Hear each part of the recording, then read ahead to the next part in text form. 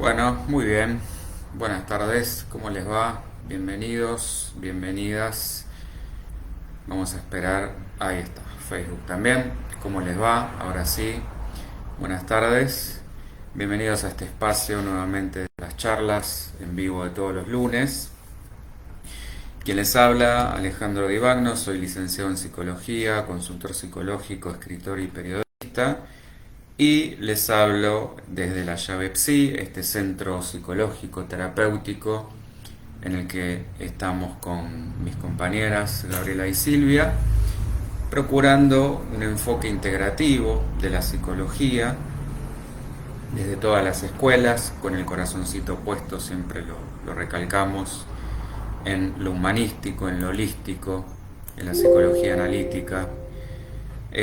No por eso dejando de lado todo lo que nos puede aportar todas las diferentes escuelas y por supuesto esto también vinculándolo con múltiples disciplinas como la biología, como las neurociencias, como las emociones, eh, como la filosofía, la sociología,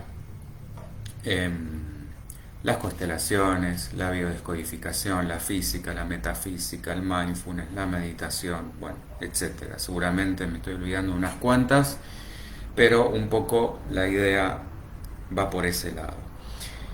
Quienes aún no nos conozcan nos pueden buscar en todas las redes, Instagram, Facebook, Twitter, YouTube. Ahí van a poder encontrar todos estos videos y mucho más, no solamente de todas las charlas de los lunes y los jueves. Los jueves hacemos siempre a las 19 un ping-pong de preguntas y respuestas donde ustedes pueden proponer las temáticas de lo que quieran que hablemos, de eso se trata. Pueden ir dejando de paso si quieren los temas por aquí. Voy a pedir también, como siempre, que me vayan confirmando si en Facebook está saliendo todo bien y de paso también en Instagram. Yo por lo menos me estoy viendo en ambas, pero nada, para quedarme tranquilo que sale todo ok.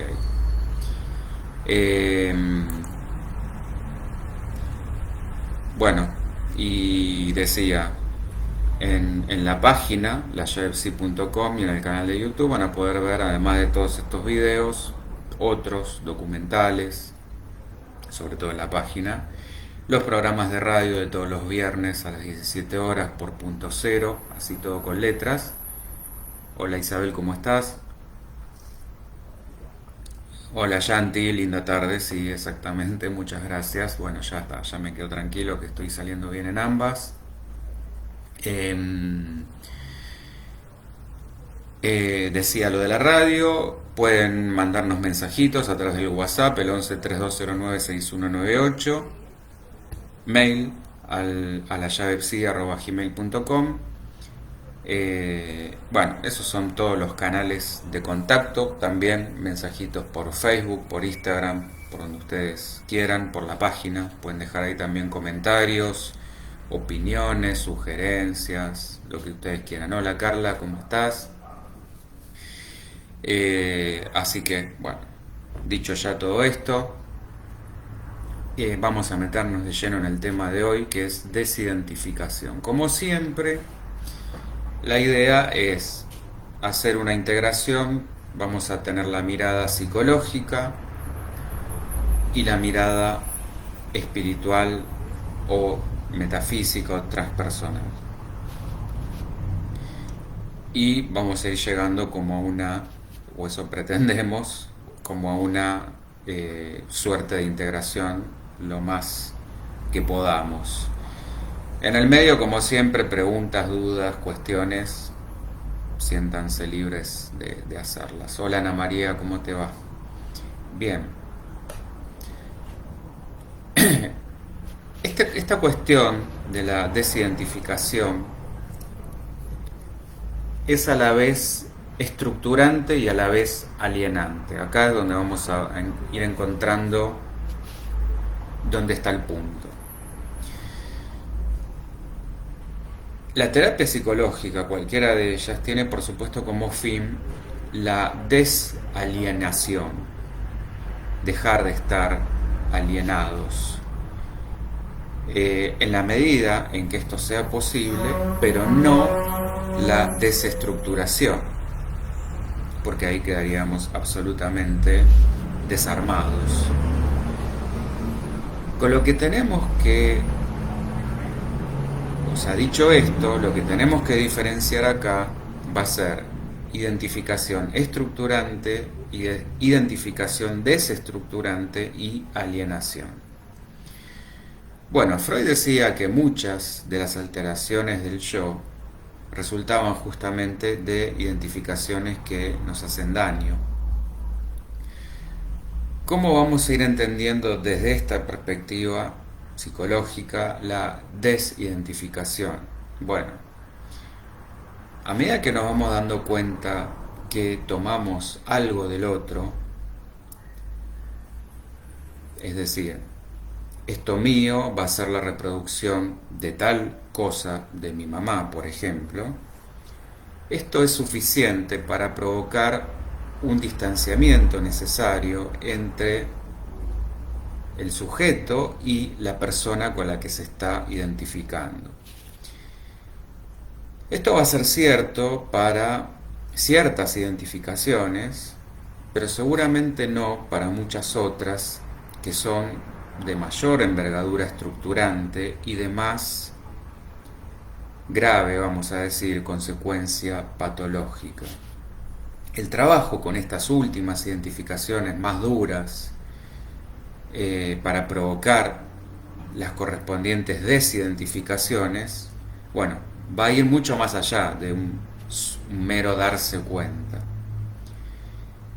Este trabajo de desidentificación va a ser muy distinto en estos dos casos que estábamos viendo, planteando, y las que llamamos duras o nucleares tienen, por supuesto, muchas más posibles patologías que las primeras, que aquellas más superficiales, como decir, bueno, me estoy dando cuenta que tal cosa lo tomé de mi mamá o de mi papá, en la medida en que logro este distanciamiento del que estábamos hablando. Y lo que vamos a hacer en esta charla es ahondar justamente en estas identificaciones fundamentadas en situaciones más de tipo traumático. Desde la teoría freudiana, desde el psicoanálisis, el trauma lo podemos definir como una vivencia que, al haber excedido la capacidad de comprensión o de simbolización, sobre todo de ese niño, porque fundamentalmente estamos hablando de los primeros años, en un segundo momento, cuando ya sí tengamos esa capacidad de comprensión o de simbolización, esto queda librado como una suerte de cuerpo extraño que sentimos dentro y que nos está atacando justamente desde ese interior. Entonces, el acceso a estas situaciones no se va a conseguir sin un trabajo de historización de ese trauma, que fue el que dio lugar a esas identificaciones. Para esto vamos a tener distintos elementos que nos van a ir permitiendo reconstruir esta historia a posteriori. Cualquier duda, cuestión, consulta me van frenando. Bueno, en este sentido vamos a ir utilizando los recuerdos. Hola Jessy, ¿cómo te va? Los recuerdos que tenemos disponibles en las sesiones, y esto va a ser, insisto, desde la mirada psicoanalítica, a través del levantamiento de las represiones, el análisis de los sueños, los recuerdos encubridores, etc. Pero pasa que estos recuerdos van a tener un límite, por supuesto variable según cada persona, y difícilmente nos van a ir llevando hasta el origen de la situación traumática patológica. Podemos complementarlo con el análisis de las historias contadas al paciente por sus parientes más próximos, por los mitos y las novelas familiares. Pero vamos a ir notando que estas identificaciones traumáticas, sobre todo las más arcaicas, van a estar rodeadas como de un cierto vacío, como de un cierto halo, de una ausencia de representación que de alguna manera obstruye o condena el esfuerzo que estamos haciendo en esa historización. Si no tuviéramos a nuestra disposición lo que llamamos en terapia la transferencia y la percepción que se va a dar a través de la contratransferencia en cuanto a esas identificaciones traumáticas. Seguramente este sujeto va a sentir una sensación de desborde, de desamparo al revivir o al vivenciar esta especie de desintegración que lo amenaza, y como que tiene que recurrir a cualquier medio para evitar ese desborde, lo que se vivencia como una catástrofe.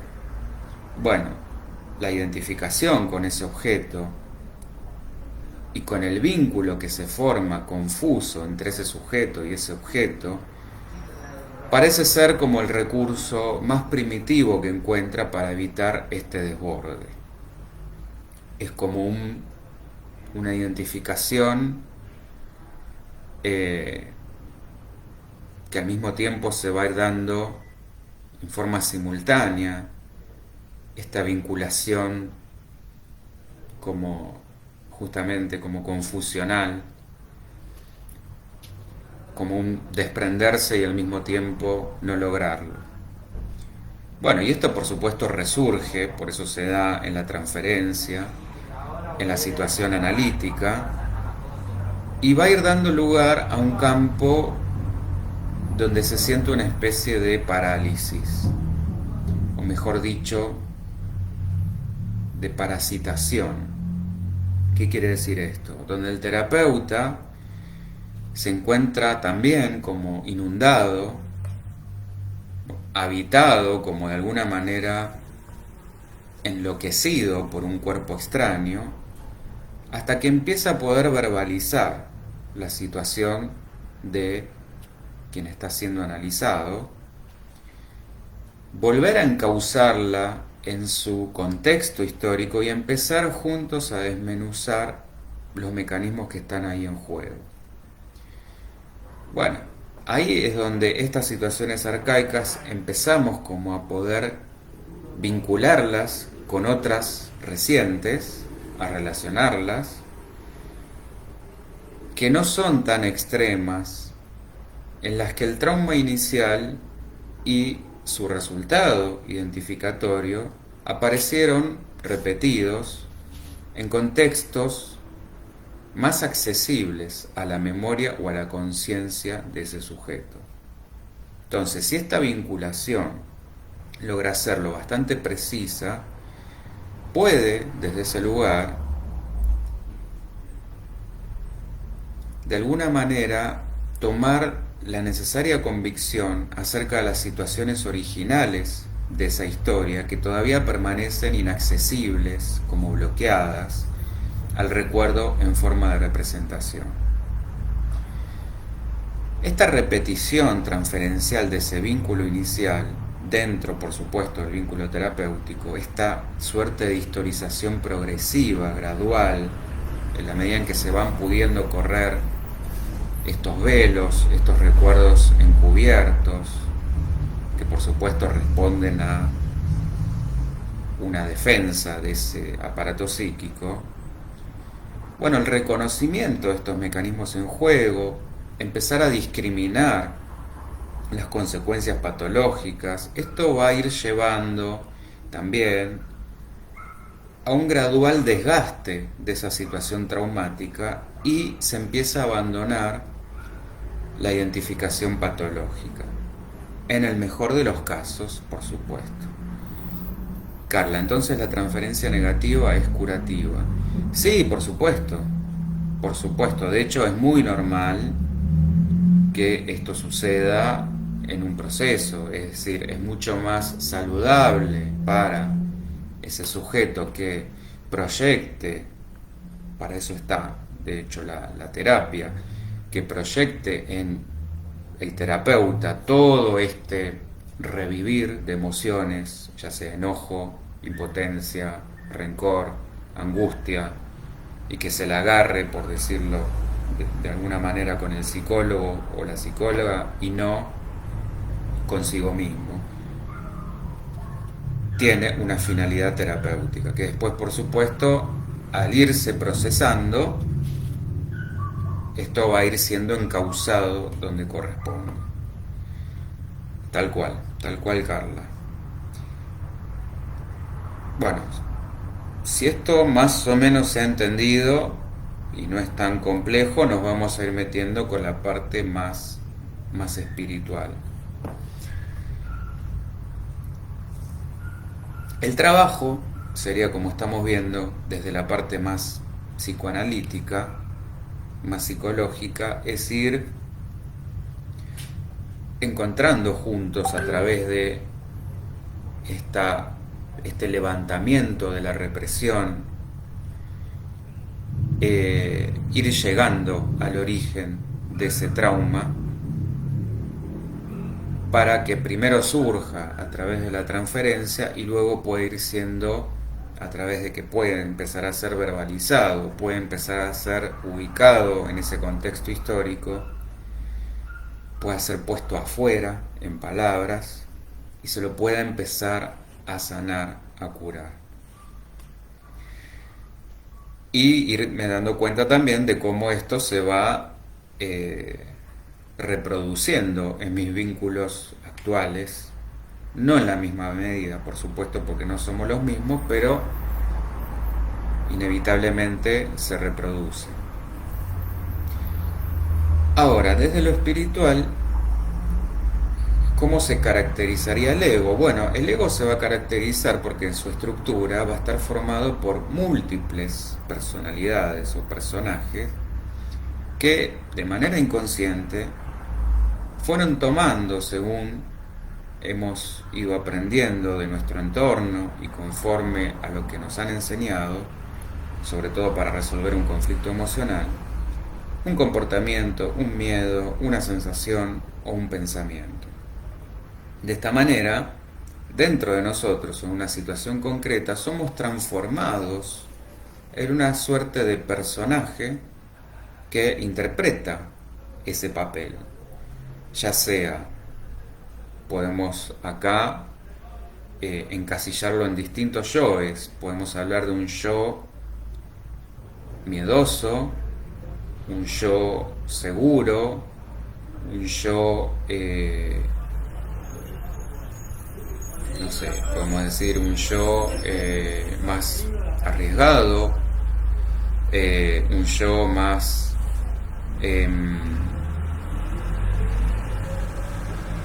no sé, el que se les ocurra, un yo por ahí que se muestra más inteligente, un yo más torpe, bueno, etcétera, un yo más decidido, un yo más seguro, un yo más tímido, un yo más indeciso, bueno, y todos los que se nos puedan ocurrir. Somos todas estas muchas personalidades a la vez, muchas máscaras, y saber reconocerlas cuando están de alguna manera usurpando a nuestra verdadera personalidad es lo que nos permite sacarnos estas máscaras y poner a ese ego donde le corresponde, es decir, a nuestro servicio.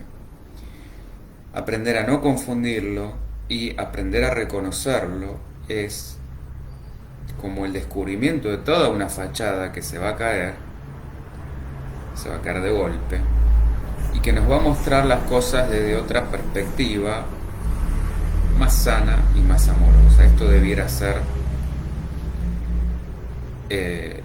hacia donde nos llevaría este proceso de mayor espiritualidad o autoconocimiento.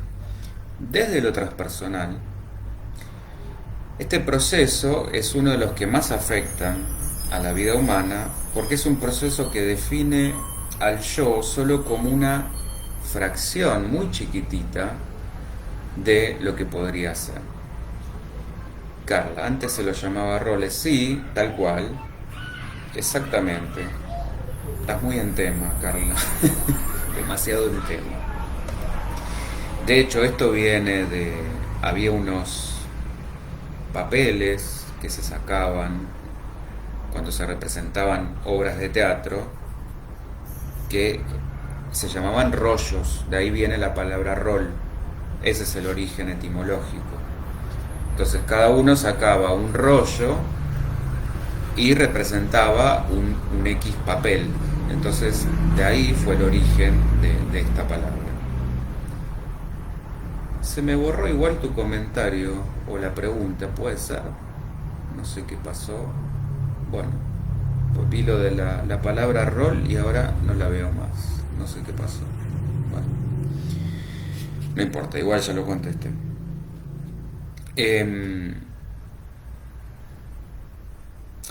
Lo importante acá es que veamos que una vez que un objeto, desde lo transpersonal, vuelvo, entra en este proceso de identificación, pasa a ocupar una atención preferencial y aumenta así significativamente su poder psicológico en comparación con otros objetos o ideas que solo son información.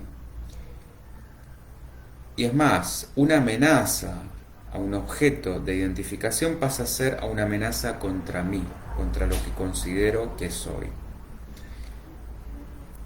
Y desde esta perspectiva resulta muy fácil dar a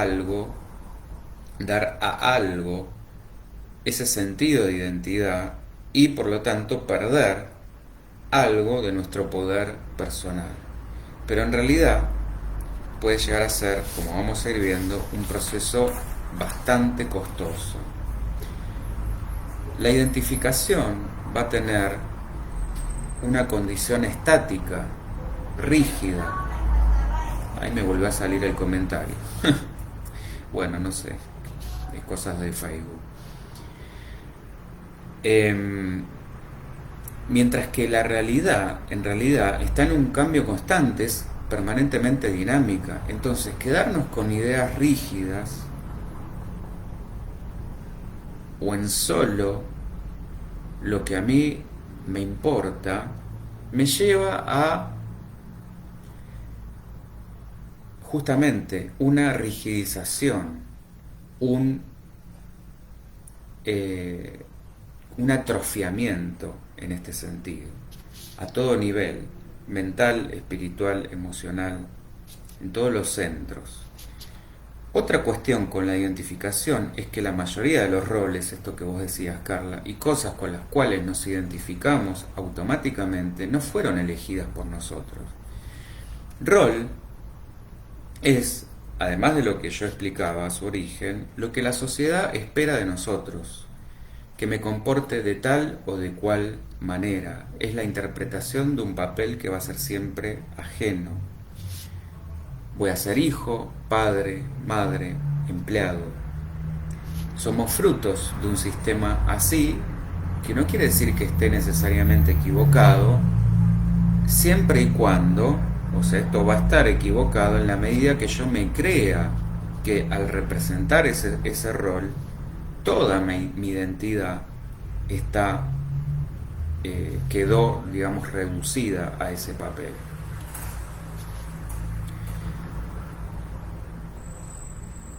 Y acá es donde cualquiera de los títulos, ya sea que nos pongamos, cualquiera de los ejemplos donde podemos decir, no sé, por estatus, por profesión, por adjetivos, ahí es donde esto juega un rol ya, bueno, valga la redundancia, ¿no? que tenemos que entender que son cuestiones imaginarias, no reales, transitorias. Bueno, y esta es una de las cuestiones, una de las razones que tuvo Gurdjieff, que es el autor de Cuarto Camino, una de las charlas que hemos planteado acá, desde lo transpersonal, para llamar a la personalidad falsa personalidad. Además, este proceso está demasiado automatizado a través de estas distintas identidades condicionadas, los distintos yoes de la personalidad, porque esconden el hecho de que uno desconoce su identidad real, su esencia, su yo más profundo, que está detrás de todas estas identidades superficiales. Pensemos, uno es realmente su nombre, sus roles, su mente, su intelectualidad, su cuerpo, su materia, sus emociones, sus percepciones.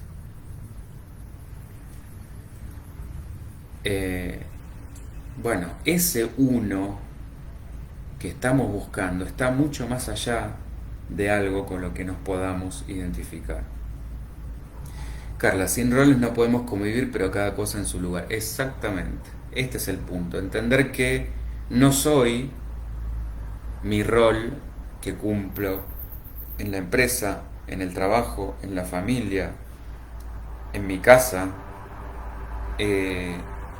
sino que esto es en función de una relación con otra cosa o con el otro, pero no quiere decir que yo sea mi trabajo, mi profesión, no sé, mi clase social, mi estatus económico, etcétera, etcétera, mis cosas, mis posesiones, mis títulos. Bueno, y para la psicología, que estábamos viendo antes, la identificación sería el proceso de asimilar, incorporar afectos, palabras y vivencias que van a generar un sentimiento de quién soy, de mí mismo, que es indispensable, esto que estábamos viendo recién, para la vida en relación. En cambio, para lo que es la doctrina del Cuarto Camino, esto pasa a ser relativo, se relativiza ese sentimiento de sí. Es más, se va a enfatizar que hay un sentimiento de sí mismo, falso. El lugar donde colocamos esa sensación de yo, mecánicamente va a ser el lugar donde más nos identificamos. De hecho, la identificación es un rasgo tan común que en la tarea de observarnos a nosotros mismos es difícil separarla del resto. Estamos siempre en ese estado de identificación. Lo único que va cambiando es el objeto con el que nos identificamos. Isabel, cuanto más roles tenés, te es más difícil, yo diría más difícil desidentificarte, porque identificarte es fácil. Uno se identifica con... Esto va cambiando, pero nos identificamos permanentemente. Esto va variando y me identifico con distintos. Es decir, en un momento soy uno, en un momento soy otro. Voy como cambiando la máscara nada más. Pero eso es muy sencillo. Lo que es difícil es desidentificarme de todos. Carla, hay gente que se la cree. Exacto. Y no por una cuestión que digamos de arrogancia, sino que se cree realmente el rol. Es como que nos devora y nos come el personaje, como si estuviéramos permanentemente actuando y nos creímos la actuación. Pasamos a ser la persona que en ese momento está siendo pareja, después pasamos a ser amigo, después pasamos a ser familiar, después pasamos a ser empleado o jefe, y así vamos variando permanentemente sin saber en realidad quién de todos esos somos. Miriam, hola, esa identificación, hola antes que nada, ¿cómo estás? esa identificación cambia según las personas o ámbitos en donde nos movemos. Bueno, justo lo que acabo de decir. Carla, ese sería el yo superior. Sí, ahora vamos a ir entrando ahí justo. Bueno, Gurdjieff nos va a decir que este sujeto se identifica con un pequeño problema que va a encontrar en su camino. Esto sería la identificación exterior. O con un pensamiento, por ejemplo, que sería la identificación interior. Y nos olvidamos de todo lo demás. Isabel, sí, vas identificando alternativamente, pero quiero decir que no te crees tanto alguno de ellos en especial. Depende, en realidad sí, este es el problema. Hay personas que creen que son su profesión, por ejemplo. Esto es muy común. Yo hay un curso, en el curso de psicología hermética, uno de los ejercicios es preguntar 5 veces quién sos. Bueno, y la mayoría lo que responde es, bueno, soy fulano de tal, abogado, ingeniero, doctor, padre, madre, hijo, una biografía, como si fuera un currículum. Y el tema es que cuanto más estemos identificados ahí, creemos que somos esto. Y lo creemos de verdad. De hecho, si yo te pregunto, Isabel, ¿quién sos? ¿Qué me dirías? Este es el tema. ¿Cuánto de nosotros hay en nuestros títulos, nuestras cosas, nuestras posesiones, nuestros vínculos, nuestras relaciones? Cuesta identificarte en el ser. Exactamente, Miriam, porque no sabemos en realidad qué es el ser. Y estamos en una sociedad, en un mundo totalmente volcado, orientado hacia el tener. Tanto tenés, tanto vales. En el tener y en el hacer, exactamente. Bueno, yo decía recién, nos identificamos con una emoción, con un estado de ánimo, que esto también, más allá de las posesiones o los títulos, también nos volcamos, si no, a la personalidad. Soy toda una descripción de características, que no está mal, pero me definen. Decíamos antes, donde eso lo trato de rigidizar, quiere decir que mi personalidad sería como una especie de algo cerrado, un sistema absolutamente hermético, donde parecería que esto no cambia, es decir, yo soy, no sé, pongámosle, buena persona, comprensivo, flexible, bueno, toda una serie de características, buenas y malas, entre comillas. Cualidades, ahora, ¿son fijas? ¿Son estáticas? ¿No cambian? ¿Son inmutables? Algunas, las nucleares, como hablábamos al principio, puede ser. Las que han quedado de alguna manera fijadas en una primera y segunda infancia, muy difícilmente yo las pueda cambiar. Ahora, todas las demás, por supuesto que son mutables, no soy el mismo que soy hace un minuto siquiera. El tema es cuánto de eso creo que me define. Carla, en los médicos pasa mucho y ni hablar de los abogados. Bueno, si te estás metiendo en un terreno complejo, yo voy a preferir no generalizar, pero bueno, hay casos más allá de las profesiones, esto también hay médicos que son absolutamente más abiertos, otros que son, sí, totalmente más arrogantes. Bueno, y en el ámbito de los abogados también, pero en realidad esto pasa en todos los ámbitos, incluso hasta de psicólogos, así que el que de verdad se subió al pony se subió, más allá de la profesión que tenga. Miriam, no nos da la posibilidad de expresar, parecen inamovibles, tal cual. Isabel, claro, soy un ser que busca entenderse. Perfecto. Esa es la idea. Entenderse, conocerse, desarrollarse, superarse. que está en permanente apertura con ese, esta es la idea, un feedback con ese afuera. Pero ¿qué pasa en general? Nos identificamos con esto, pensamientos, emociones, estados de ánimo, y nos olvidamos los sentimientos más profundos. Y si mi psicólogo está subido al pony y dice, bueno, es que hay algunos que de verdad piensan que no sé. Por eso, ¿por qué procuramos una mirada integrativa? Porque la idea no es, bueno, nosotros bajamos esta línea, esta escuela, esta corriente, y esto tiene la posta y las demás no sirven, no valen, no son una porquería. No. Están buenas todas. Todas tienen algo importante para aportar, para decir. Hay cuestiones, siempre lo decimos. El psicoanálisis es como la base, el abuelo. De ahí surgieron todas las demás. Negar esto es una estupidez. Desdeñarla es una estupidez, porque de ahí surgió todo.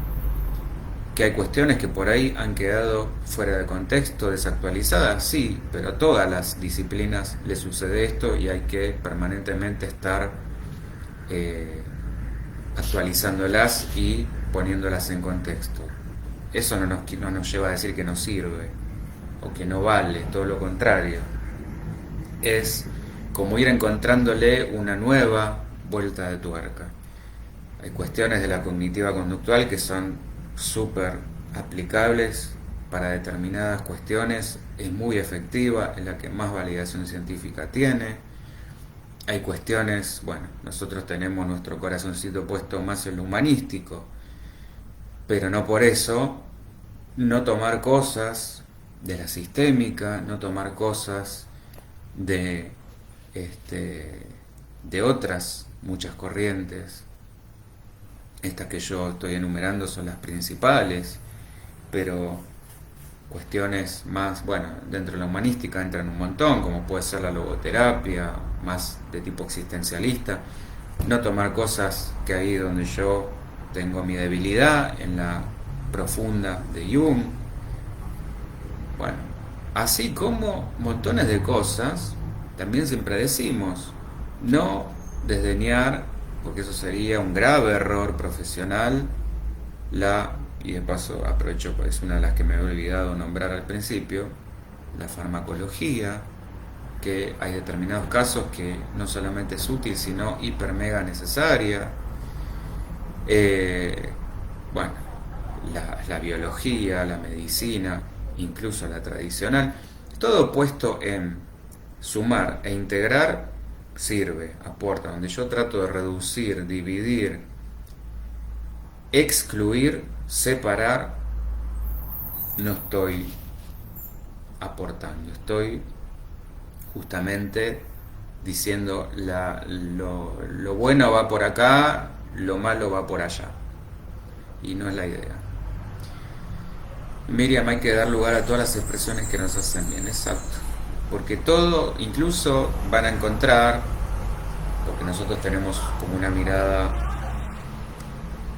bastante holística, pero también cada cosa a su lugar. Van a encontrar gente que van a defender muchísimo herramientas que son muy válidas, que de hecho nosotros también utilizamos, como la biodescodificación o las constelaciones, pero que en sí mismas, si yo tomo solamente esto y no acompaño con un proceso terapéutico, es como tirar una bengala al aire y esperar milagros. O sea, una sesión sola en constelaciones o en biodescodificación no me va a solucionar la vida si no lo acompaño con un debido proceso. Hay que dar lugar y bancarse los procesos. Ayudan, facilitan, por ahí destraban un montón de cuestiones más rápido si lo acompaño con una terapia. Ahora, solas en sí, y es como pretender ir al gimnasio una vez y que con eso ya salga todo marcado. No. Lo que provoca cambios profundos y sostenibles es la constancia, sistemáticamente el trabajo, no tiros al aire. Carla, ¿puedes explicar lo transpersonal? Lo transpersonal abarca, cuando ya estamos hablando de justamente entender no solo que la cuestión se acota a esta vida, sino mucho más allá. Entender que esto puede ser parte de un recorrido muchísimo mayor. O sea, acá ya entra, por ejemplo, el concepto de vidas pasadas. Que es, bueno, donde nos estamos metiendo justamente ahora. Estamos hablando de entender dimensiones, otro tipo de dimensiones, otro tipo de cuestiones, que no se acaba en esta dimensión material.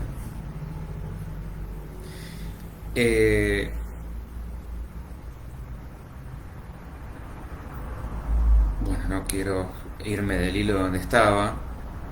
Bueno, cuando empezamos a trabajar sobre nosotros, nos vamos a ir identificando hasta cierto punto con estas metas aisladas que nos pierden como la vista del conjunto, del todo, del fondo. Para las otras, para las que se quedan con esta superficie, es como decir estos dos o tres árboles que nos tapan el bosque. La identificación en este sentido sería como nuestro más terrible enemigo, porque entra por todas partes. Cuando empezamos a sentir que luchamos contra esta identificación, la trampa acá es que seguimos siendo víctimas de este engaño. Si es tan difícil liberarnos de la identificación, es porque justamente nos identificamos más fácil con las cosas que más nos interesan, a las que damos nuestro tiempo, nuestro trabajo, nuestra atención, nuestro interés. Para liberarnos de la identificación tenemos que estar permanentemente en alerta, en guardia, y de alguna manera ser despiadados con nosotros mismos, en el sentido de no tener miedo a desenmascarar, valga la palabrita, todas estas formas sutiles y escondidas.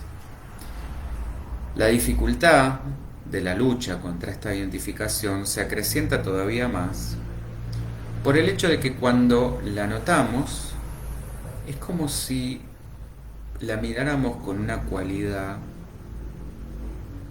de excelencia y le atribuimos nombres de entusiasmo, celo, pasión, espontaneidad, inspiración. Fíjense acá cuando, por ahí esto es muy notorio, cuando estamos discutiendo acaloradamente, pasionalmente, hiper mega convencidos de algo, de nuestro argumento, bueno, ahí estamos plenamente identificados con defender mis ideas, mis ideologías, mi sentir.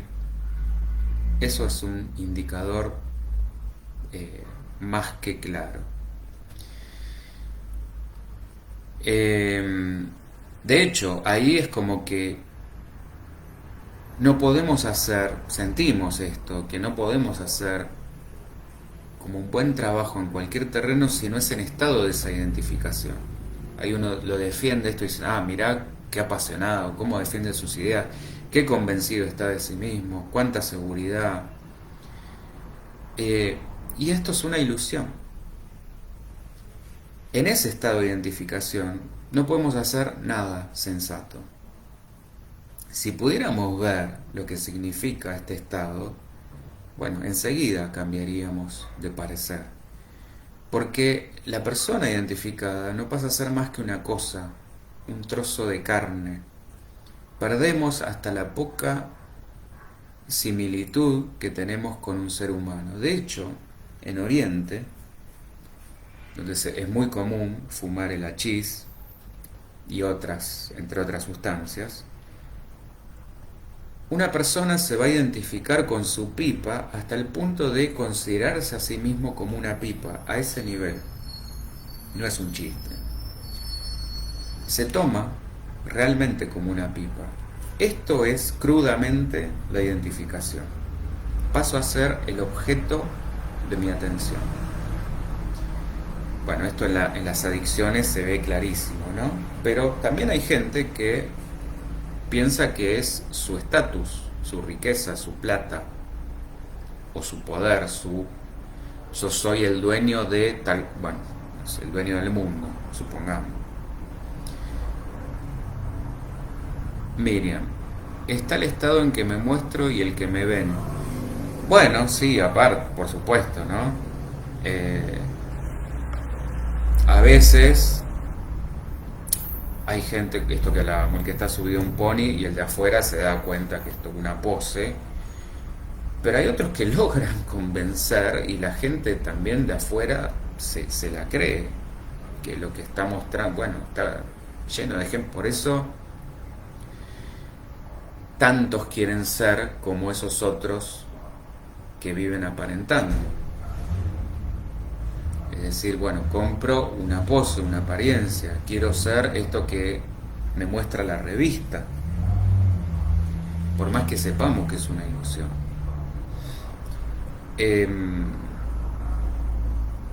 Bueno, yo daba el ejemplo este de la pipa. Bueno, en realidad para llegar a eso tampoco sería tan necesario una droga, una sustancia. Yo les daba este ejemplo de la discusión acalorada. Bueno, piensen un debate político. Vean ahí cómo se identifica esa persona con sus palabras, con su discurso, cuando tratan de probar algo, de demostrar algo. No son más que deseo,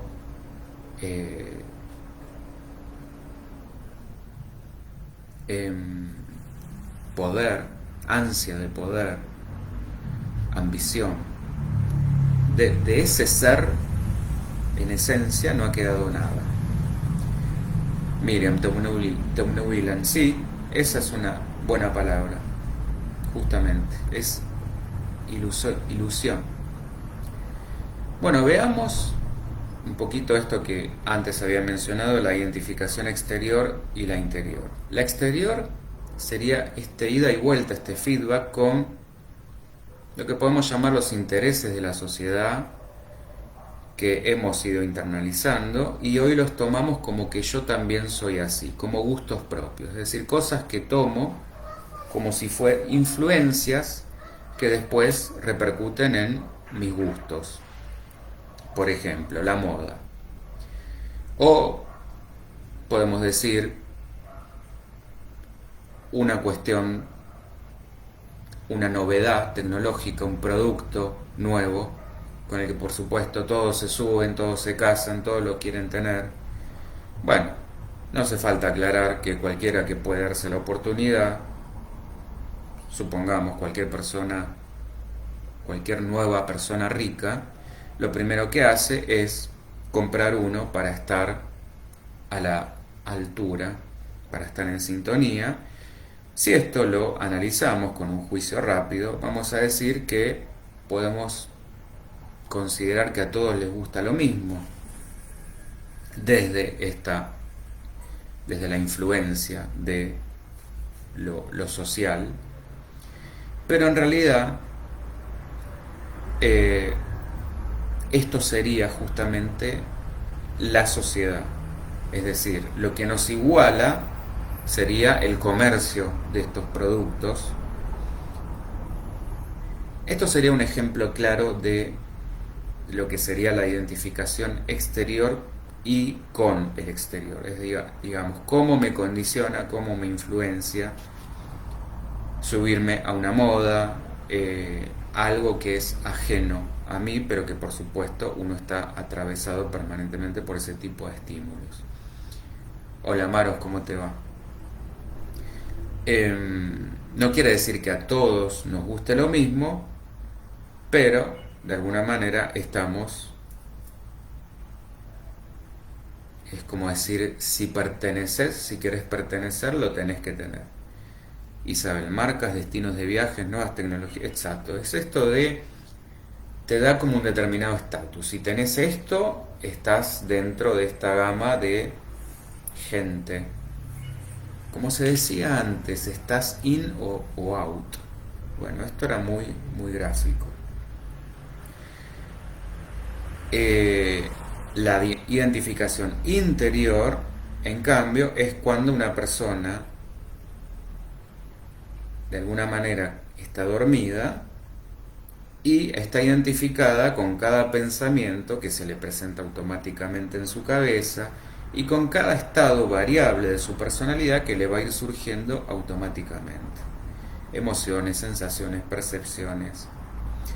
Todo esto lo toma como suyo, como su vida, y todavía más, lo toma como su vida necesaria. Es decir, yo necesito identificarme con mis pensamientos, mis emociones, mis impulsos, porque siento que eso es lo que soy. Miriam, como la tarjeta, pertenecer tiene sus privilegios. Bueno, ni hablar, porque ahí tenés la comunarda, la gold, la platinum, la black, o sea, fíjate que ahí también, bueno, dentro también de los sos eminent o sos bueno, no sé cuántos más hay, o sos VIP, donde ya nos diferencian, nos marcan, fíjate, VIP, persona muy importante. Yo añado, si tenés plata. Si no tenés plata, sos basura, más o menos. Un ejemplo muy acorde a estos tiempos es justamente, imagine una persona que trabaja en el mismo lugar donde vive, o sea, en su casa, trabajo remoto, bueno, y que esa persona no sabe diferenciar dónde termina su trabajo y cuándo empieza su vida personal. Y lleva todos los problemas del trabajo a toda su vida. Bueno, esta es una de las maneras muy comunes del enredo que esta identificación produce dentro de uno mismo. Para no sufrir esa identificación interior, deberíamos interiorizar el interés hacia las partes más interiores, valga la redundancia, de los centros. De esta manera no estaríamos tan a la merced de los deseos, porque la cuestión acá es que todos estos yoes, cada uno tiene...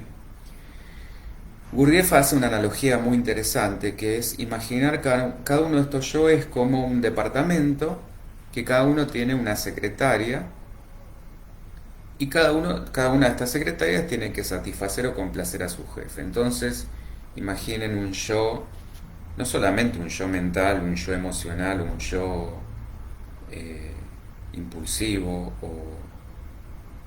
o corporal, más de la conducta, sino que encima dentro de la cabeza tenemos distintos, o sea, son como departamentos y secretarías dentro de departamentos y secretarías infinito, o sea, una especie de esquizo se queda corto, porque hay miles conviviendo en nosotros. Imaginen un yo más caprichoso, un yo más niño, un yo supuestamente más maduro, un yo más serio, un yo más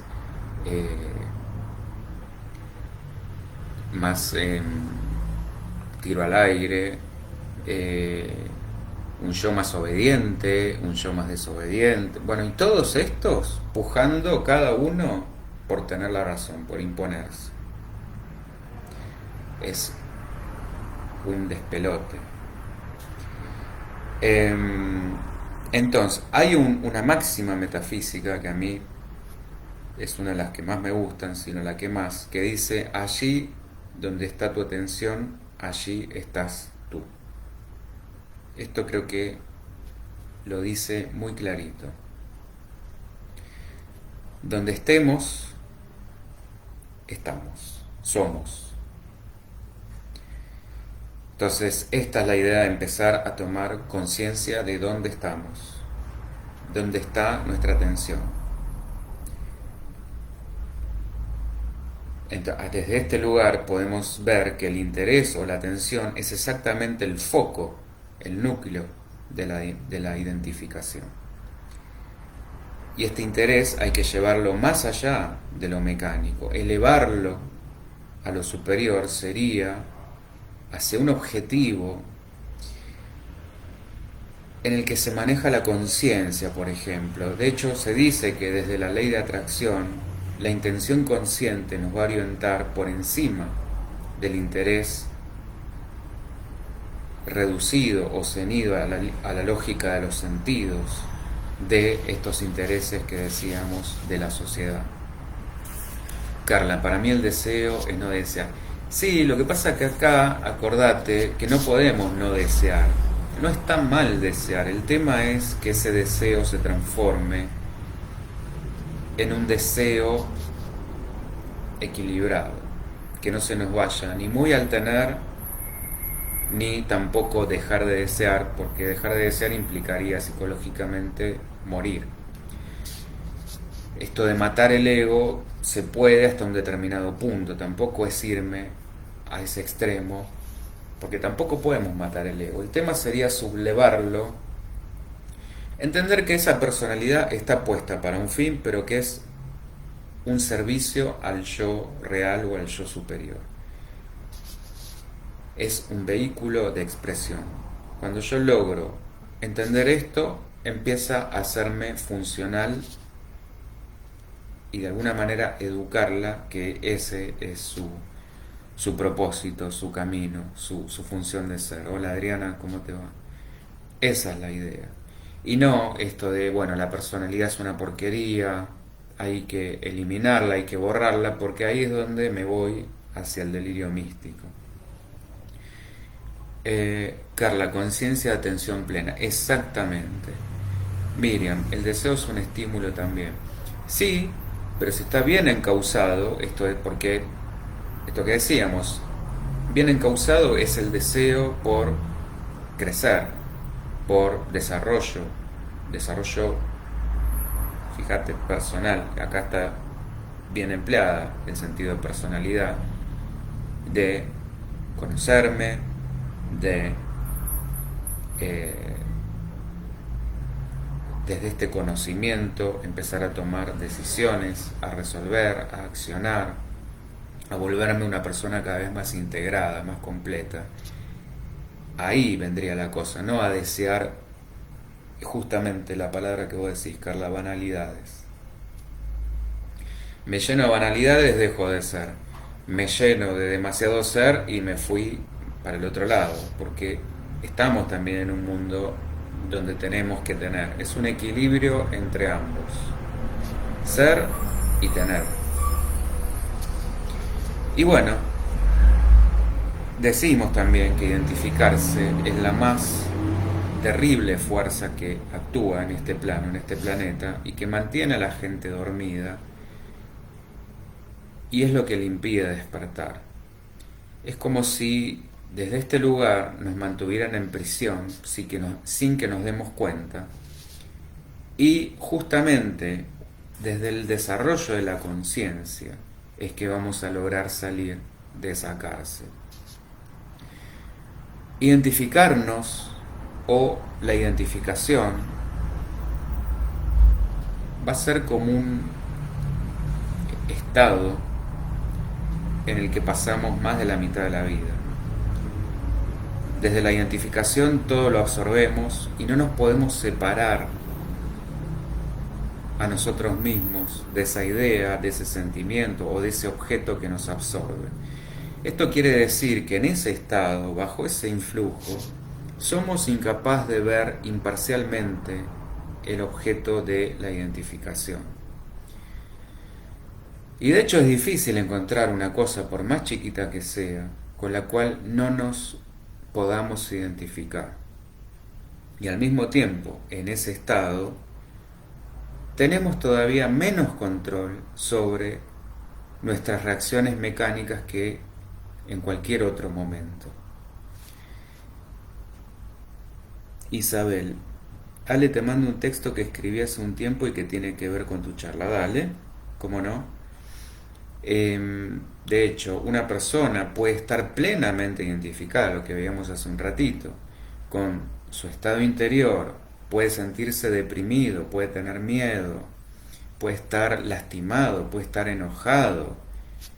El problema ahí es cuando, y esto es lo que suele pasar, piensa que es ese estado. Es decir, en estado de enojo paso a ser enojo. En estado de violencia paso a ser violencia. Es como si no lograra separar que esto es justamente un estado transitorio por alguna cuestión externa, y lo grave es cuando yo me identifico a tal punto con eso que actúo sobre eso. Estoy siendo eso.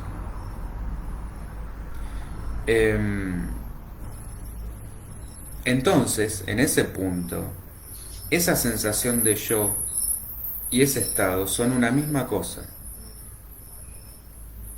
Esto, de vuelta, sería la identificación interior. Y el hombre, ahí, la persona, está identificada consigo misma. Su sensación de yo está puesta en ese estado. Ahora supongamos que logra observar y elevar ese estado. Bueno, yo voy acá también a aprovechar a leer un parrafito de Gurdjieff sobre esto que dice: un hombre que se identifica es incapaz de recordarse a sí mismo. Para poder recordarse a sí mismo, primero es necesario no identificarse. Pero para aprender a no identificarse, ante todo el hombre debe no identificarse consigo mismo, no llamarse a sí mismo yo, siempre y en todas las ocasiones. Esto, entre paréntesis, es muy importante, que cada vez que decimos yo, veamos desde qué lugar lo estamos diciendo. Si es mi cabeza, si es mi emoción, si es mi cuerpo, o si es dentro de mi cabeza, cuál o cuáles de esos yoes, etc. Debe recordar que hay dos en él, yo agregaría bastantes más, que hay él mismo, es decir, yo en él, y el otro con el cual debe luchar y al que debe vencer si quiere alcanzar cualquier cosa. Mientras un hombre se identifique o sea susceptible de identificarse, es esclavo de todo lo que puede sucederle. La libertad significa, ante todo, liberarse de la identificación. Bien. Carla, hay que identificarse con el ser. Sí, exactamente. ¿Qué sería entonces, desde esta perspectiva, la desidentificación? Bueno, sería la forma justamente de liberarnos del sentimiento, de este sentimiento de sí falso. Las formas para desidentificarnos podemos, desde esta mirada, describirlas o enumerarlas como la separación interior, la división en dos, la detención interior y el recuerdo de sí. Vamos a ir viendo cada una. La separación interior va a ser el acto por el cual nos separamos de este yo mecánico que tomó el control, que tomó las riendas. La división en dos es esta división. Hola Ana María, ahora por Instagram. Esta división en dos sería dividirnos a nosotros mismos en un lado observante y un lado observado, que esto está en muchas de las meditaciones que pueden encontrar en la página o en el canal de YouTube. Es decir, esto sería ser capaz de observar nuestro estado interior, y desde este lugar podemos empezar a comenzar esta práctica de observación y conocimiento de nosotros mismos. Después, la detención interior sería el ejercicio de frenar las asociaciones mecánicas, las emociones mecánicas. Sería como ver desde un lugar de detenimiento, de quietud, de paz interna.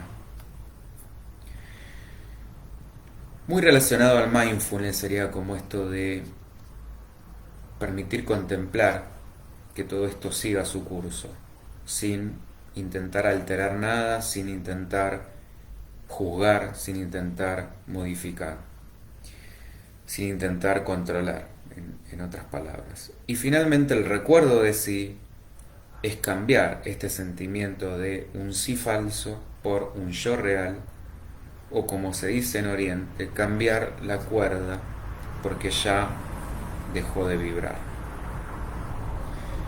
Carla, muy buena Gurdjieff, sí. Sí, hay todo un curso que hacemos que es con toda su obra, el de psicología alquímica. Bueno, recorremos básicamente toda la doctrina del cuarto camino. Y hay aportes muy, muy interesantes. Miriam, dejar cesar. Sí. Este sería básicamente el punto de cómo, desde esta perspectiva, desidentificarnos. Es un ejercicio permanente de todos los días, todo el tiempo. Nada sencillo, porque estamos absolutamente en automático, en inercia, mecanizados al 100%. Pero bueno, la idea se trata de, así como se nos ha hecho hábito todo aquello, empezar a hacer hábito otra cosa. Empezar a tomar las riendas y elegir y sentir que todo esto es respuesta automática a estímulos, pero que no somos nosotros. Son lo que creemos que somos, lo que creíamos que veníamos siendo, pero que no nos define, que no nos acota, que no nos reduce. Bueno, muy bien. Creo que esto ha sido todo. Espero que les haya gustado. Cualquier duda, consulta, pregunta, la van dejando. Vayan dejando también lo que quieran que hablemos para el jueves, para el ping-pong. No me quiero olvidar que el viernes vamos a ya casi entrar en la recta final con el tema de la radio de trastornos de la conducta alimentaria. Y bueno, por supuesto, cualquier consulta que quieran hacernos sobre lo que sea, están todos estos canales a disposición. Para mí, bueno, siempre un placer poder tener estos espacios, estos encuentros. Y bueno, nada, la propuesta como siempre, para seguir conectándonos.